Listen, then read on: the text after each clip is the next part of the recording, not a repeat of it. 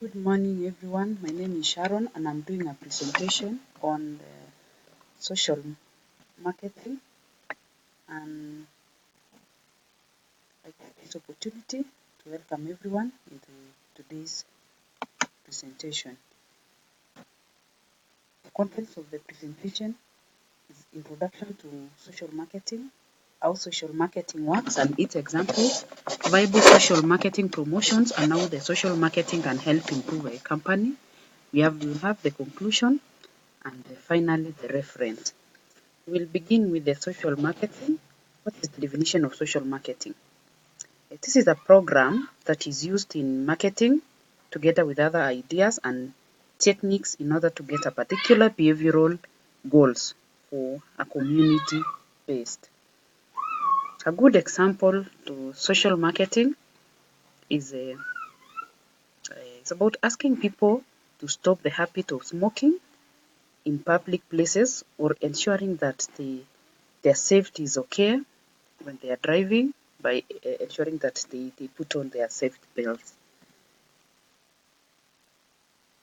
The next slide is we'll talk about the history of social marketing.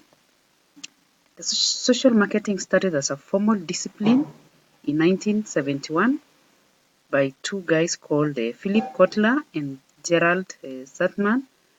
This is when they realized that the same principles used to sell the product to customers could again be used to sell the ideas, attitudes, and behaviors. The publication was outlined to show the marketing practices that can be used to address the social issues through comparing the four P's, that is the marketing mix. The next one is how social marketing works. And I have highlighted the principles that help us understand how the social marketing works. We have one, the customer orientation. This is basically concerned with the customer, that is helping a client to drive their business in a successful way by putting the customer in the center of your calls and the strategies. We also have a clear focus. This one helps set clear behavioral goals and hence describe how specific behavior can be attained. We have informed by behavioral theory. This is planned social marketing intervention should be actively to draw the theory across different disciplines. That is making sure that you only apply to the theories that has been said. We will continue with how it works. We have the insights, what motivates a customer.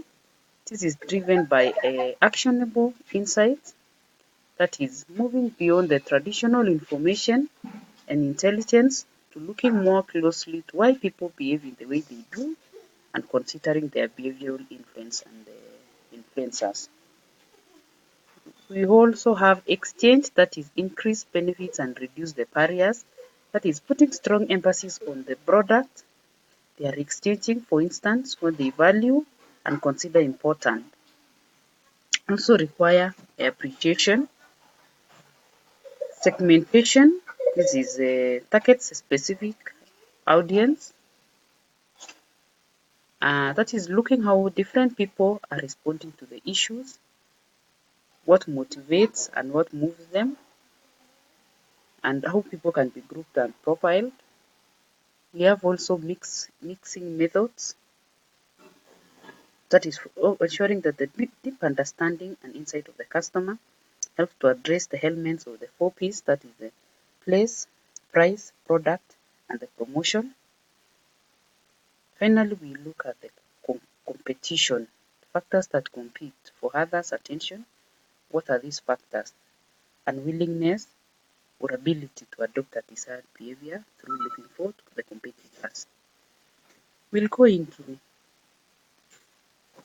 viable social marketing promotions, and we have the use of a content to drive more traffic, This is through maybe branding, awareness. We have this explore social media and email marketing. This is the use of Twitter, YouTube, LinkedIn, maybe to market your products and services. Run referrals for building trust. That is ensuring that you acquire more networks outside there.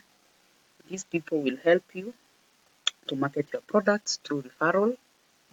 Work with brand ambassadors to increase your brand.